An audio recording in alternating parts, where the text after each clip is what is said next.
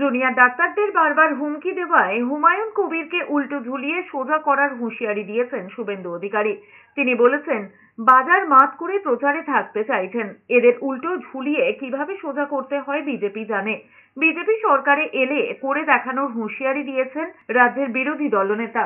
শনিবার ভরতপুরের তৃণমূল বিধায়ক হুমায়ুন কবির বলেছিলেন, জুনিয়র ডাক্তাররা সরকারি বিল্ডিং এ থাকে, এসির হাওয়া খায়, ঘুমিয়ে থাকে, এখানেই শেষ নয়।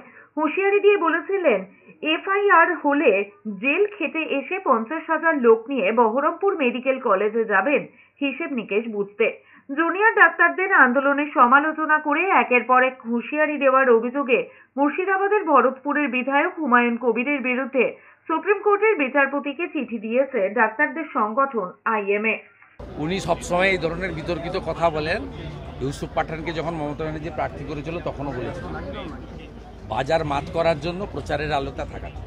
এইসব লোক সম্পর্কে কথা বলা উচিত।